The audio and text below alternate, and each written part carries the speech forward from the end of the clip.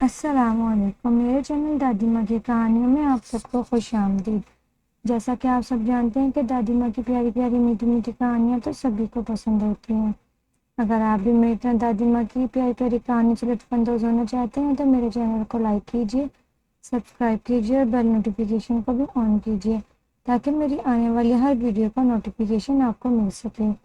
آج جو میں آپ کو واقعہ سنانے جا رہی ہوں وہ ہے جبکہ انڈیا اور پاکستان کے حالات بہت زیادہ خراب ہو گئے تھے۔ انڈیا کے مسلمان ہجرت کر کے پاکستان آ رہے تھے۔ جیسا کہ آپ سب جانتے ہیں جبکہ وہاں سے پاکستان آتے ہوئے حالات کتنے زیادہ خراب تھے۔ لوگ ہر چیز اپنے ساز و سامان وہیں چھوڑ کے آ رہے تھے، بس اپنی جان کی امان چاہتے ہوئے پہنچ رہے تھے بنا ساز و سامان کے، اور جو کہ بڑی مشکل سے یہاں پاکستان پہنچے اور یہاں پہ آ کے وہ مہاجر کہلائے۔ لیکن یہ کیا، یہاں پہ آنے کے بعد تو ان کا کبھی کسی نے کوئی ساتھ ہی نہ دیا۔ انصاری تھے، وہ خیال کیا کرتے تھے۔ اسی طرح وہاں سے ایک قافلہ آیا تھا جس کے اندر ایک نذیر الدین تھا، اس کی 2 بہنیں اور ایک بوڑھی ماں تھی۔ وہ کچھ بھی وہاں سے ساز و سامان نہ لے کے آئے تھے، بہت زیادہ غریب تھے، ان کے کھانے پینے کے لالے تھے اور یہاں پہ کوئی ان سے صحیح طرح سے مل بھی نہیں رہے تھے، جس کی وجہ سے وہ بہت زیادہ پریشان تھے۔ پر ایک دن ایسا ہوا کہ نذیر نکلا گھر سے کام کی غرض سے، میں جاتا ہوں کہیں پہ جا کے کوئی کام ڈھونڈتا ہوں، شاید میرا کوئی کام بن جائے۔ بوڑھی ماں نے اسے بہت روکا کہ بیٹا تم باہر مت جاؤ، یہاں کے لوگ ٹھیک نہیں، ہمیں صحیح طرح سے نہیں جانتے، ہماری جان کے دشمن بنے ہوئے ہیں۔ اس نے سوچا شاید مجھے کوئی میرا انصاری بھائی مل جائے جو ہماری مدد کر دے۔ بس یہ سوچ کے وہ جنگل کی طرف جا ہی رہا تھا کہ اسے امان اللہ نے آواز دی۔ امان اللہ ایک انصاری تھا۔ اس نے پوچھا تم کون ہو؟ نذیر اللہ نے بتایا کہ میں ایک مہاجر ہوں اور میں انڈیا سے آیا ہوں۔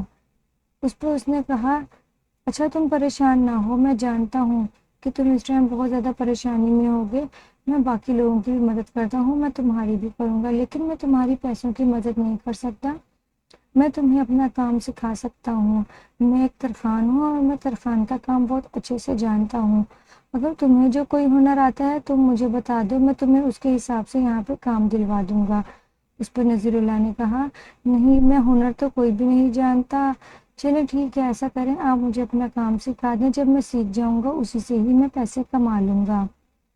امان اللہ نے کہا چلو پھر میرے ہمراہ چلو۔ اس نے اپنی سائیکل پہ اسے بٹھایا اور لے چلا شہر کی طرف۔ اب جو وہ شہر تھا وہاں پر جانے سے پہلے گاؤں سے گزرنا پڑتا تھا۔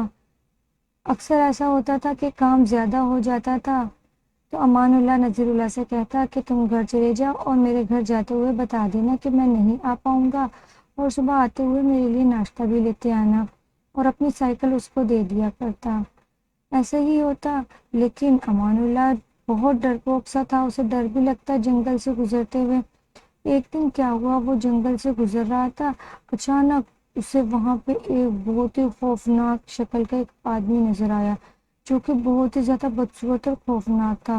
اسے دیکھ کے وہ گھبرا گیا، لیکن ابھی کیا، وہ صرف اس کو دیکھ کے گھبرا رہا تھا کہ اچانک اسے اس کے کندھے پہ اس سے بھی زیادہ بھیانک بدصورت ایک عورت نظر آئی۔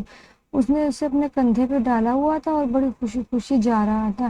اس نے جیسے نذیر اللہ کو دیکھا وہیں پہ چونک کے کھڑا ہو گیا کہ یہ تو کوئی انسان ہے، لیکن نذیر اللہ جو کہ پہلے سے ڈرپوک تھا وہ دیکھ کے ڈرا اور وہیں پہ سہم کے کھڑا ہو گیا۔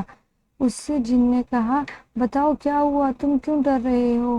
اس نے کہا نہیں کچھ بھی نہیں۔ اس پہ جن تھوڑا سا مسکرایا اور کہنے لگا بتاؤ میرے کندھے پہ کیا ہے؟ اس نے کہا کوئی خاتون معلوم ہوتی ہے۔ اس نے کہا، جن نے کہا ٹھیک ہے میں تمہیں اس کی شکل دکھاؤں گا اور تم مجھے بتانا یہ کیسی ہے۔ نذیر اللہ نے کہا جی ٹھیک ہے۔ وہ بہت ڈرا ہوا تھا، بس اپنی جان بچانا چاہ رہا تھا کہ بس کچھ بھی کہہ کے میں یہاں سے بھاگ جاؤں، اپنی جان بچا لوں۔ جن نے جیسے اس عورت کی شکل دکھائی وہ تو اس سے بھی زیادہ بھیانک بدصورت تھی، اور جن نے پوچھا بتاؤ یہ کیسی ہے، بے ساختہ اس کے منہ سے نکل گیا لاجواب۔ بس یہ سننا تھا کہ جن نے عورت کو نیچے بٹھایا اور نذیر اللہ کو اٹھایا اور کندھے پہ بٹھا لیا اور ناچنے لگا، کہہ کے لگانے لگا اور زیادہ خوش ہو گیا اور کہنے لگا کہ میں اس سے بہت زیادہ پیار کرتا ہوں اور ہر کوئی مجھے کہتا ہے یہ بہت بدصورت ہے، لیکن تم پہلے انسان ہو جس نے اسے اتنا خوبصورت کہا، لاجواب کہا۔ تم نے اسے کیا کہا؟ لاجواب۔ بس یہ کہتا جا رہا تھا اور اس کو ہوا میں جھلائی جا رہا تھا، خوش ہو رہا تھا، اور ساتھ میں اس کو کہنے لگا کہ میں تمہیں آج ایک تحفہ دینا چاہتا ہوں، میں بہت زیادہ خوش ہوں۔ اس پہ نذیر اللہ نے ڈرتے ہوئے کہا جی جی ضرور، کیوں نہیں۔ جن نے کہا میں تمہیں ایک ایسا تحفہ دینا چاہتا ہوں جس ٹائم تم بہت زیادہ پریشان ہوگے، تمہارے پاس کرنے کے لیے کچھ نہیں ہوگا، کھانے کے لیے کچھ نہیں ہوگا، اس ٹائم میں تمہاری مدد کو آؤں گا۔ بس نذیر اللہ نے سنا، شکریہ کہا اور وہاں سے بھاگ گیا اور جا کے کہنے لگا کہ بس اب تو میں نے نہیں جانا شہر کی طرف، کیونکہ وہاں پہ بیچ میں جن آتے ہیں۔ یہ کہہ کے وہ گھبرا گیا اور گھر جا کے اپنی ماں کو سارا ماجرا سنانے لگا۔ ماں نے بھی اسے منع کر دیا، بس کیونکہ وہ ایک ہی اکلوتا اس کا بیٹا تھا، وہ اس سے بہت زیادہ پیار کرتی تھی۔ صبح ہوئی، امان اللہ آیا اس کے پاس کام پہ لے جانے کے لیے، لیکن نذیر اللہ نہیں گیا۔ اس نے سارا واقعہ سنا دیا کہ میں نہیں جاؤں گا وہاں پہ جن تھا، اس نے میرے ساتھ رات میں ایسے کیا، جیسے بھی ہوا میں اپنی جان بچا کے آیا ہوں، اب میں اس سائڈ پہ بالکل بھی نہیں جاؤں گا۔ امان اللہ جو کہ اس سے بہت زیادہ پیار کرتا تھا اور مخلص تھا اس کے ساتھ، اس نے کہا ٹھیک ہے میں تمہارا کام شہر میں ہی ڈھونڈوا دوں گا۔ اس نے اس کا کام شہر میں ہی ڈھونڈوا دیا۔ بس ابھی کیا 1-2 دن ہی ہوئے تھے کام پہ جاتے ہوئے کہ ملک کے حالات بہت زیادہ خراب ہو گئے، اتنے خراب ہو گئے کہ کرفیو لگانا پڑا، وہاں کے لوگ آپس میں ہی لڑنے لگے، ایک دوسرے کے مکان جلانے لگے، دکانیں جلانے لگے، یہاں تک کہ لوگوں کو آپس میں لڑوانے لگے اور جلانے لگے، جس کو جہاں دیکھتے بس اس کو وہیں پہ جلا دیتے۔ اب جو کہ نذیر اللہ تھا، اس کی ماں اسے باہر نہ نکلنے دیتی اور کہتی کہ بس گھر میں رہو، اور ویسے بھی نکلتا تو کیا نکلتا، کرفیو لگ گیا تھا، باہر تو نکل بھی نہیں سکتا تھا۔ امان اللہ نے کچھ راشن اس کے گھر پہنچایا اور کہا کہ یہ ادھار سمجھ کے رکھ لو، جو تمہارے پیسے ہوں گے مجھے پیسے لوٹا دینا، یا میرا اناج ہی مجھے دے دینا۔ اس پہ نذیر اللہ نے کہا ٹھیک ہے، لیکن دل ہی دل میں وہ پریشان تھا کہ میں یہ سب کچھ کیسے لوٹاؤں گا، یہ سب کچھ سوچتا رہتا اور پریشان رہتا ہے، لیکن کرفیو ختم ہونے کا نام ہی نہیں لیتا۔ اب وہ اتنا زیادہ پریشان ہو گیا کہ فاقوں تک نوبت آ گئی، اتنی نوبت آ گئی فاقوں تک کہ بس اب کچھ دن ایسے ہوتا کہ اس کو کچھ بھی کھانے کو نہ ملتا۔ وہ اتنا پریشان اتنا پریشان اتنا پریشان کہ بس اس کا بس نہ چلے کہ وہ خودکشی کر لے۔ ایک دن بہت زیادہ بارش ہو رہی تھی، ان کے دروازے پہ دستک ہوئی، ایک آدمی آیا اور اس نے آ کے کہا ہم نے سنا ہے آپ کی اماں نرس ہیں، انہیں ہمارے ساتھ بھیج دیں، میرے گھر میں میری بیوی بہت زیادہ بیمار ہے۔ اس نے کہا ٹھیک ہے میں اماں کو بلاتا ہوں۔ جیسے ہی ماں کو بلایا اس نے کہا میں 5 روپے فیس لوں گی، یہ سوچ کے کہ چلو کچھ دن کھانے کا انتظام تو ہوگا۔ اس پہ اس آدمی نے کہا بس ٹھیک ہے آپ میرے ساتھ چلیں، میں آپ جتنے پیسے کہیں گی میں آپ کو دے دوں گا۔ وہ اس کے ساتھ چل پڑی اور بس بارش میں اس کی سائڈ پہ گئی، لیکن یہ کیا وہ جب جاتی ہے وہ وہیں پہ دیکھ کے ایک دم سے گھبرا جاتی ہے، اتنے سارے چھوٹے چھوٹے چھوٹے چھوٹے بچے ایک ہی سائز کے، وہ دیکھ کے کہتی ہے یہ انسانوں کے بچے تو نہیں ہو سکتے، یہ تو جن کے ہی لگتے ہیں۔ جب وہ اس کی بیوی کے کمرے میں جاتی ہے، پاؤں رکھنے کی جگہ نہیں ہوتی، کمرے میں بھی اتنے بچے اتنے لوگ، بس اسے سمجھ میں آ جاتا ہے کہ یہ کوئی انسان کا گھر نہیں، یہ جن کا گھر ہے۔